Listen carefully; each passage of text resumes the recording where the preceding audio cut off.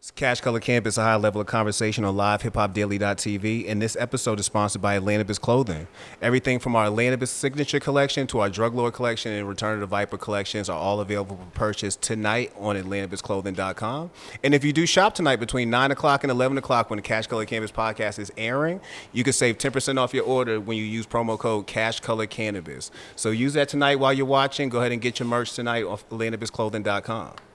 All right, without further ado, I got a native ATLian, a mom, a mompreneur, a whole lot of other titles.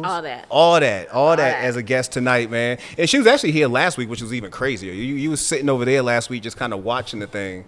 Yeah. And now you sitting here on the other side. Look, Mama, I made it. Yeah, right? Hey, seriously, she actually did make it. And as my good friend Danielle Butler. Danielle, how you doing tonight? I am fantastic. How are you? I'm doing great, man. I'm doing great. I feel like... You're already laughing. Yeah, I'm already laughing because she was talking about if my personality don't show over here. I'm like, it's already showing. You got a lot of jokes all inside you ready to jump out. I can tell. Yeah, I have bad parenting jokes, so good luck. We are here to laugh today. Let's talk about a bad parenting skills from somebody who I'm pretty sure, bad parenting jokes from somebody I'm pretty sure is a good parent. I mean, I like to think that I'm a kid-like comedian. Yeah, well, kids love it. Yeah, you want one? They laugh. What, want a kid? No. Well, I mean, I got two of those that you can have too. Like, pick one. No, like a kid joke. We should open this thing up with a little comedy. Let's do this, man. So this is Danielle Butler's first time doing stand-up. Go ahead and let's go ahead and clap her in here, man. Clap me in, clap me in, clap me in, clap me in. All right, this is it. You ready? I'm ready. I'm gonna start light on you. Okay. How do you make a tissue dance? How do you make a tissue dance? I don't know. How do you make a tissue dance? You put a little boogie in it. But don't. Ooh. And that's the end of her stand-up comedy tonight. Thank you very much, Danielle Butler. Everybody give her a round of applause for her Just try. like that. I didn't even get to like my mid-level jokes, man. No, not yet. It's all good. We can save those for later in the show. Here's a fun fact. Next time you have Brandon on, he graduated from comedy school. Brandon who? Butler. Brandon Butler graduated from comedy school. Yeah, but we're not talking about him. But that's free. Where's there a comedy school at? Like Morehouse School of Comedy? Pretty much. Like, there's a comedy school here in Atlanta. Like, he had like a whole graduation where he had to do a set and everything. Stand up. Stand up. That's crazy. I used to want to do I used to want to be part of one of those troupes. Oh, you should do it. I've done that before. Oh, I can't do it now. Like, no, I'm way past limit. I don't think so. We should do it. Actually, we're going to do a show next year for Fringe Festival, June. So 1 year from this week, we're going to do a sketch comedy show. Who's we? Me and you and some of my castmates. I have like I'm part of a whole improv group sometimes. Shout out to Twin Head Theater here in Atlanta. Improv Cray. That's what we're going to be? Yeah. Improv Cray. Danielle, let me let you hijack my show. Okay, I'm sorry. Thank you very much for coming out tonight. For those who don't know who you are, because I know we've been pretty much talking like we've been knowing each other for life. Mm-hmm. Who is Danielle Butler? Danielle Butler, she's a little bit of this and a little bit of that. Right now, I am a cannabis advocate. With M4MM. Mm-hmm. I run a cannabis communications agency called Rich Soil Communications. And people probably would know me primarily because I'm an author. I'm a 7-time published author, and I have an award-winning children's book series, The Adventures of Zoe and Zachary. I didn't know that at all. I'm learning this right this second. Like, when did this happen? Well, clearly for a long time. I mean, I've been doing my thing. I run a company called Evie Danny Books, and so we're an indie publishing and communications firm here in the city. So I support other authors and entrepreneurs and entertainers. That's what's up. Yeah. Dang, it's like with Goo last week. You know, I had my own basic notes, and then within 5 minutes, you realize, dang, I missed all that. Well, they didn't tell me, but I missed all. I missed all that. That's crazy. So clearly, like I say, she's a woman of many hats. One of the hats she actually wears is for M4MM. Almost said J. You just wanted to be Mary Jane so bad. It's M for MM. M for MM. That's one of the other hats that you do wear, which is why you're here today, because we're doing a super dope collaboration with M for MM this month. Super excited about that. Yeah, it's been dope. We get a chance to highlight some of your prominent members and discuss Project Clean Slate this month. Yeah. And that's another one of the topics we're going to get into. But before we get into all that, we know that you are a cannabis advocate. When did cannabis advocate become into your life? Like, have you been Did it start with you being a consumer, or did you No, get I've into got it one of while those later? beautiful, wild, and crazy cannabis stories. I was a Southern girl, a Bible thumper. Oh no, that's the devil's medicine. It's a gateway drug. Devil's lettuce. Yeah, I was definitely her. And then back in 2014, I had some health challenges, and I found the cannabis plant as medicine. And from then on, I was like, how dare you have me take 13 pills a day when there's an oil or something else that could elevate me and move me to a better place. How dare you show me propaganda commercials that How make it dare sound like you? people gonna be handing me weed just randomly, and I gotta be turning it Exactly. down all my life. That That's don't happen. exactly how I assumed that it was, right? Like I had been around consumers, I knew consumers, and I was just like, the people at church said it's wrong, so it's got to be wrong. But now, I recognize that everything could be wrong in the wrong hands. Yeah. But everything can be right in the right hands. That's good. So you discovered the plant due to medical problems. Yes. All right, and ever since then you've been vaping, or what?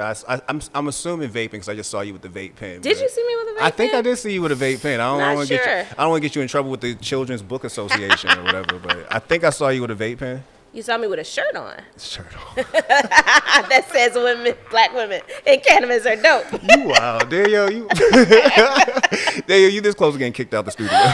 Already? Already. I just got here. Already. Now I'm about to tell Roz and the what is it, the Crucial Crew? I'm about to tell them to come get shit. Roz already knows what it is. She knows what it is. I'm knocking water over in the studio. I'm sorry. No, that's all good. So you like I said, you discovered the plant due to your medical issues, but you eventually transferred your skill set over into the space as well with Rich Soil Communications. Yep. Speak to us about the moment those two worlds kind of clashed together. So for the past couple of years, I've been working in the background for a black cannabis tech company. Shout out C-Trax up in Charlotte, North Carolina. Shout out Charlotte, North Carolina. I used to live up there. Yeah. So I've been working in the background as their director of communications, helping them put everything together. And Sean and Kaya just kept being like, yo, there's so many people in the industry that could use your services. And I was like, I don't really know if I need to be over there. And they like, no, you should do it. You should do it. And so during the pandemic, I said, I'm gonna launch an agency. If I can get me like 4 clients, then I'll make it a thing.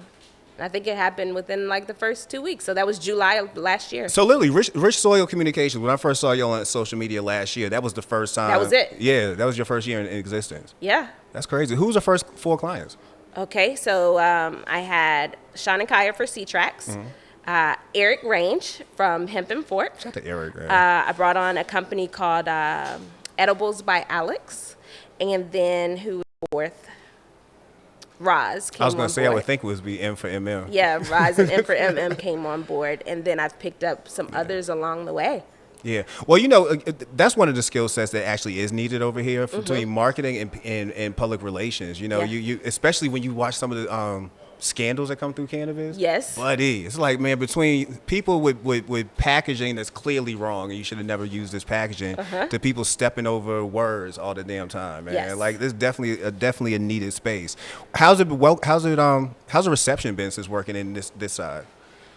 It's been pretty good. I think that the largest challenge is probably getting individuals to acknowledge that there is a delineation, or there should be a delineation between like the stoner culture and like cannabis as an industry. I think that's probably the hardest thing, because there's some people that have been, dope boys, dope girls all their lives, and they're like, I don't really need branding because I've been doing it. But what happens if you stepped it up and became a professional in the space and started getting some of these dollars, this social equity money that's out there? Facts, man. But again, mentioning that most of the people who are in this industry from the very beginning, they started off on a rougher side of the, saying they didn't need necessarily packaging. You didn't need necessarily a publicist or anything like that.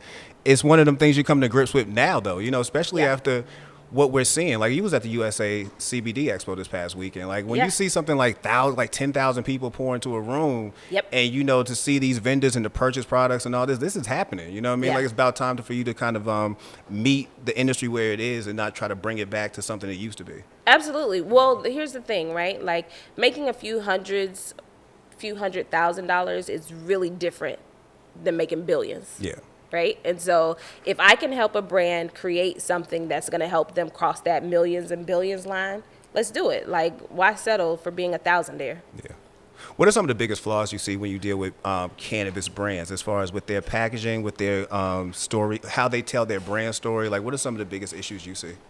Lack of consistency is probably number one, right? So if you don't have that branding consistency, if people don't know what to expect, they don't know when to expect you to show up, they're not going to dig you. Looking at packaging, of course, there's all that compliance stuff that comes into play. If it looks like you made it in your basement, they're going to come for you, right? If it looks like you could purchase that brand on a store shelf in a grocery store, you might not want to copy it. Don't copy it. Don't copy it, right? Like, Yeah. change the font or something. Yeah. I think there's got to be something that makes you stand out. Everybody picks the color green, right? But then what happens beyond that green? How many things can you do? Can you change up those shades? So getting people to not just be like, bam, I rolled a J and this is all my marketing. Like, come on, like, have something. But Tell you know, people something. what I do notice a lot about cannabis is in the business side of cannabis is how many people fight against that. Like you mentioned, like change the color scheme, just really basic shit. You know what I'm saying? People fight you tooth and nail about that. They like, will. yeah, like you mentioned, it's just really you trying to make a difference in this space, because literally everybody's going to be doing that exact thing. Like, you can't have the name 420 on every single thing. You know what I mean? Like, Come on. Shameless plug. One of the things that I have as part of Rich Soil is like this cannabis calendar, right? Of a bunch of other holidays throughout the year besides 420. besides 420. That you can highlight as a cannabis brand. And I found that to be helpful because 420 only comes once a year. It comes a couple of times a day on the clock, but like for just ongoing, 710's around the corner, matter of fact. There you go.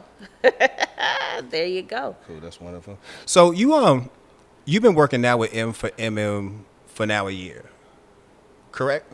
How long you been working with Roz?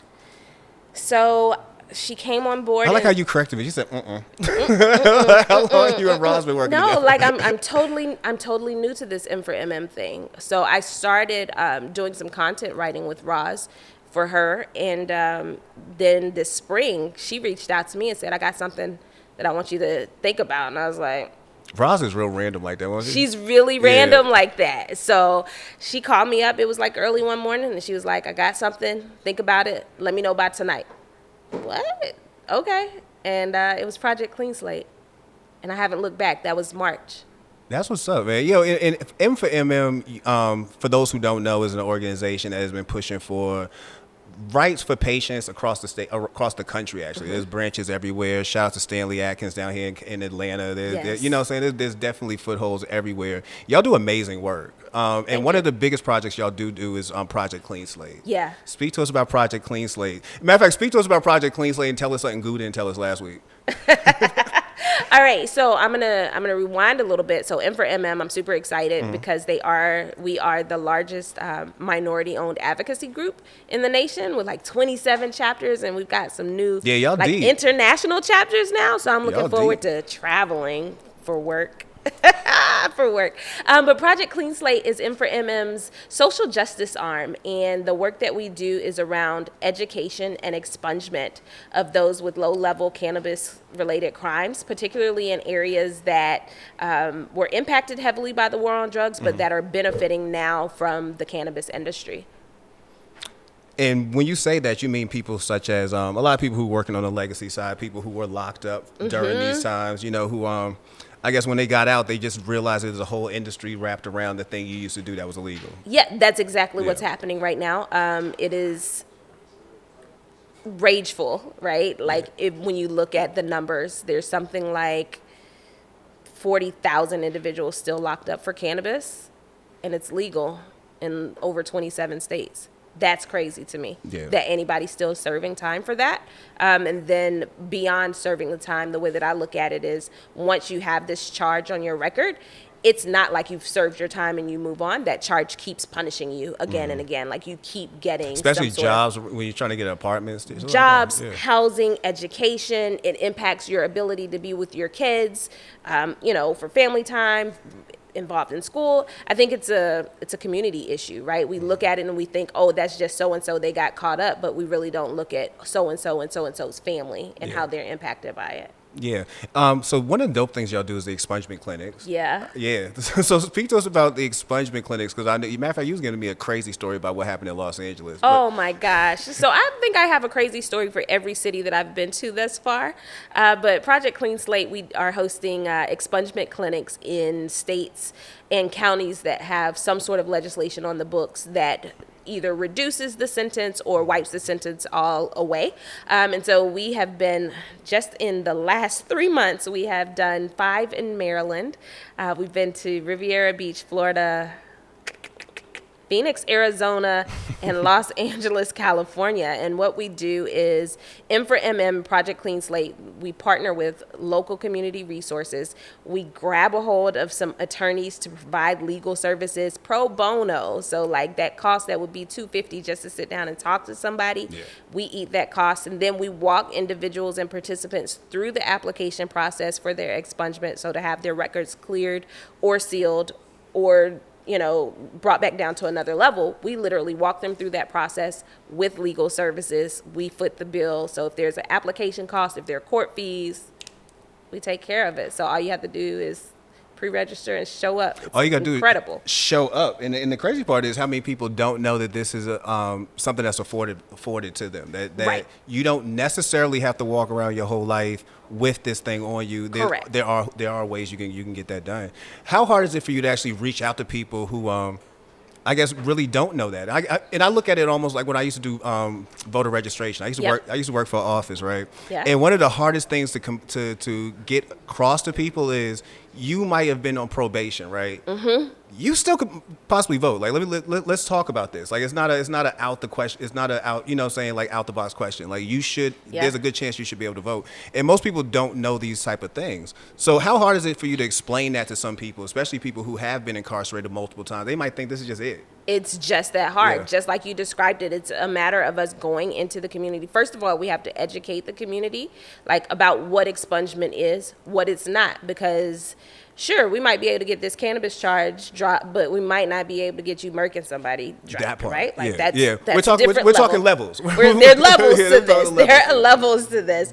And so we spend a lot of time trying to work with community partners on helping them understand what the benefit of it is. And then we also spend a lot of time in the streets. Like when we go to a city, we go in a day or two early. We're on the radio station. We're doing interviews. We're setting up time with the local news media because we realize that although Johnny Boy might not be watching the news, his grandma is, and she's like, oh, that's my baby right there. That could apply to him. And so we're reaching out to the grandmas. We're going to the senior homes. Like you might have some charges or you might, have someone that does.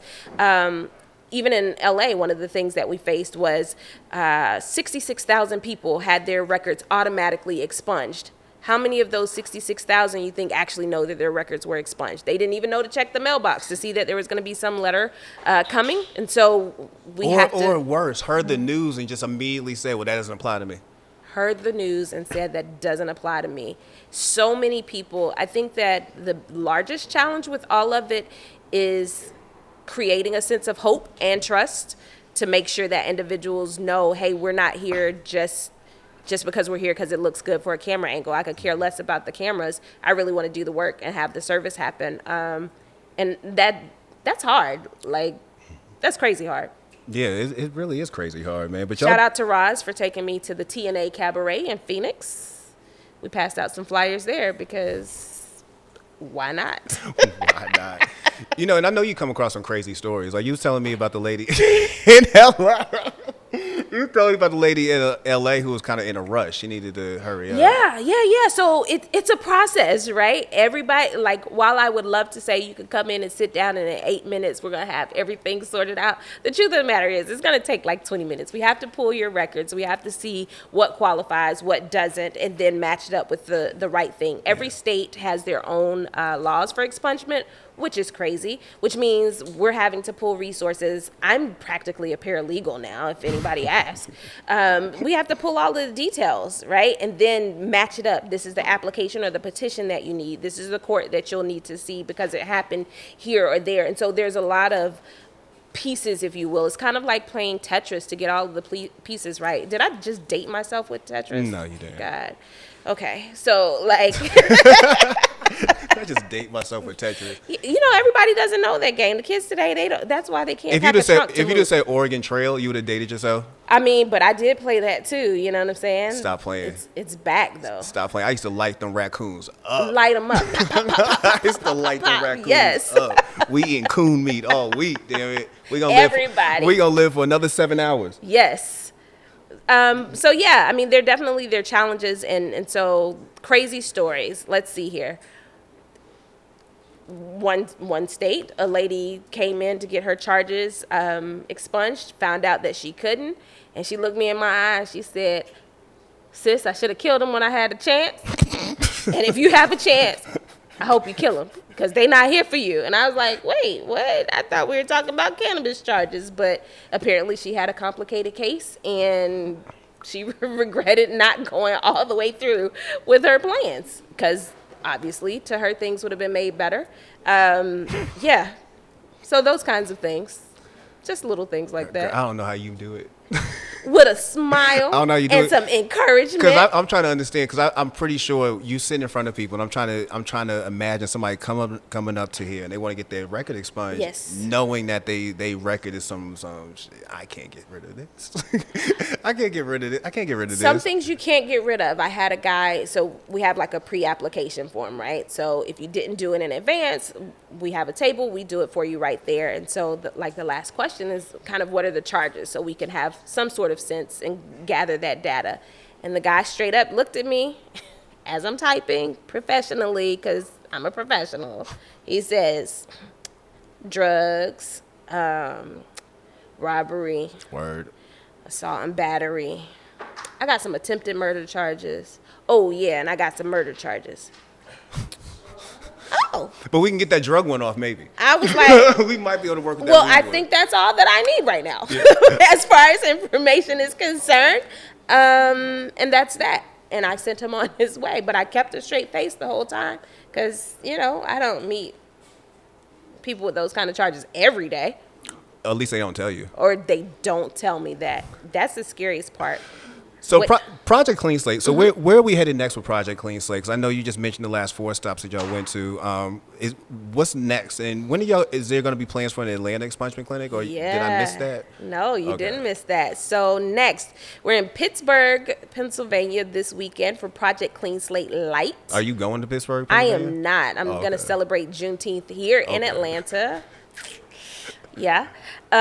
So Pittsburgh, we're doing Project Clean Slate Light, which is where we go in and we set it up. We go to where the people are and we let them know that we're there, we exist, and what the charges might be, like how we can help get them pre-registered, and then we set up an event for them to come back and meet with attorneys later. So y'all be real ground floor with it. So oh yeah. Ooh. I'm at the liquor store. Yeah, you meet some people.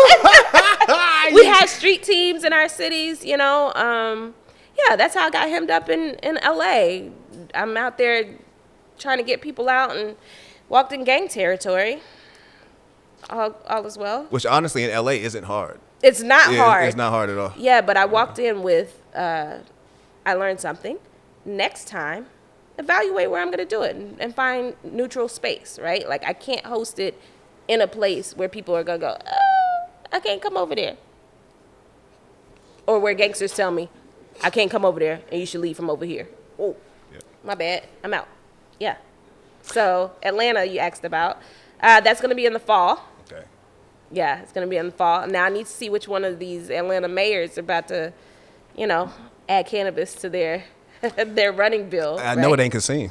I don't know who it is. I know it ain't Cassim. But it's a couple of people that I think that Atlanta could and should be a city where we make this happen. I mean, Georgia has some medical laws on the books, which is important.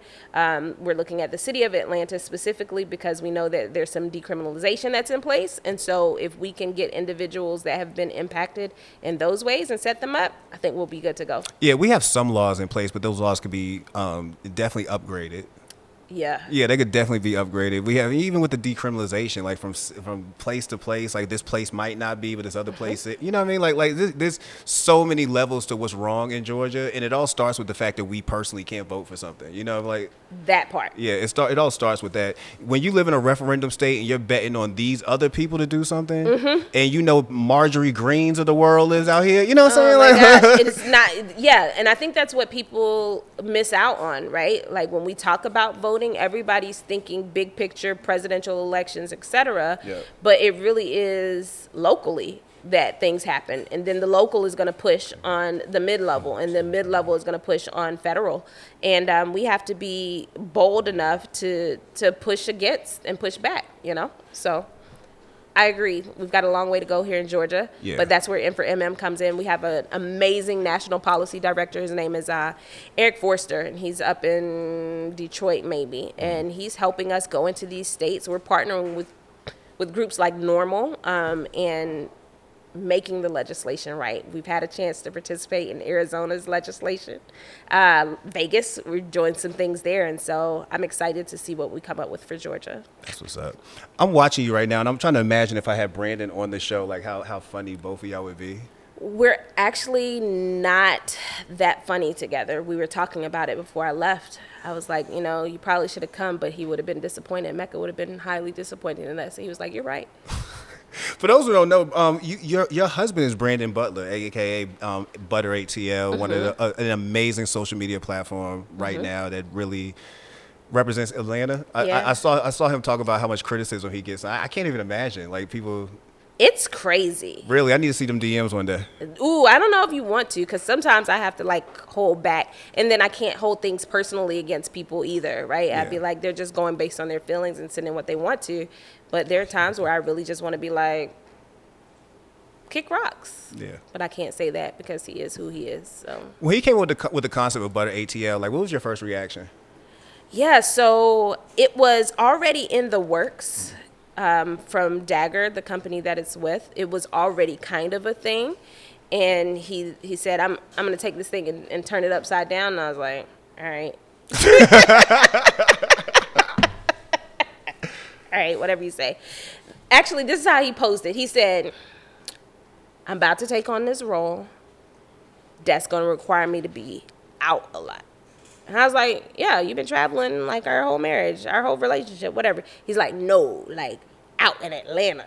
I gotta be. He like, said it like that too, didn't yeah, he? where the people are at. And I was like, where the people are. Black Zuckerberg said it just like that. Yes, just like that. And so I was just like, I mean, all right, that's cool, whatever you say. Because again, it is what it is in my mind. I'm like, it's another job, it's another opportunity. But then I realized that it really has to be out in Atlanta. Out. Well, both of y'all from Atlanta, and I've had, you know, Brandon been on the show before, so he told me some of his past Atlanta escapades, man, like riding down.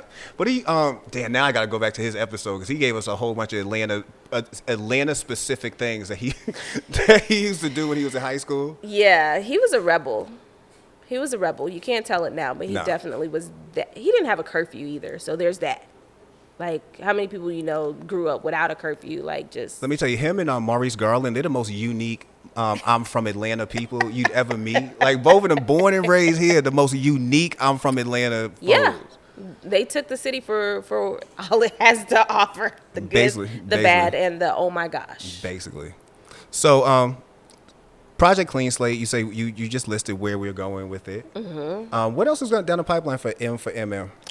Yeah, so Project Clean Slate is our social justice arm. We have a new program called Ready, Set, Grow, which is our HBCU initiative. So we have individuals, we're working on getting internships and externships for those college students that may want to go into the industry. And then we have this super dope concept coming out called M-Procure. I know Melissa's coming on next week to talk about it, but basically it's how do you set your business up to get some of these contracts to go where the money resides? I need to talk to her. Yeah. How can we get this money, man? Yeah. Yeah. How do we get this money? How do we set it up and come across professionally enough to lock down some of these government and medical contracts that'll set us up for big gains, more than 40 acres for sure. Facts, man. Yeah. Danielle, I appreciate you coming out. You definitely been a great guest tonight. Have I? Yeah. I'm sort of like.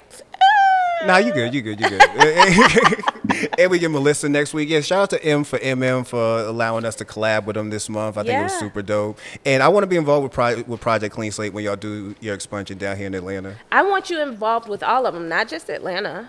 Oh, well, I'm going to do Atlanta because I'm traveling. Like, where y'all want me to travel to? Okay, I mean, we got some fun cities coming up. I know that we're going to Jersey. Name some other fun cities. Other fun cities. Oh, boy, we're going to New York. Name another one. We're going to Vegas. All right, I can do Vegas. Is You Vegas can do in Vegas? Yeah, I can do Vegas. I got to go in October anyway, so we can do Vegas. We're going to Vegas in October. MJ Biz. Yeah. Yeah. I'm going to see you there. Facts. Well, You know definitely what? You should. If we there, I'll do expungement clinic down there, definitely. Okay. Yeah. Let's do it because Nicole is there. Roz is going to be there. Stanley's going to be there. It's really going to be October. We're going to talk about October offline. Factuals, man.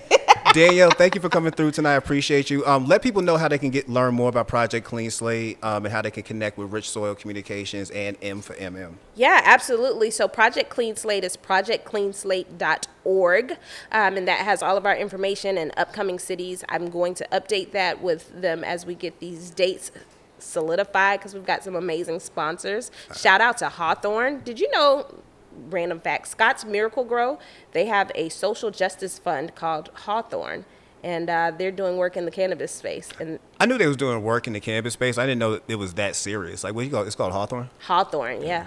That's cool. Hawthorne, yeah. So shout out to them. We have some partnerships with True Leave and Vireo and Cookies. So I'm really excited about hitting these cities. So check that out, projectcleanslate.org.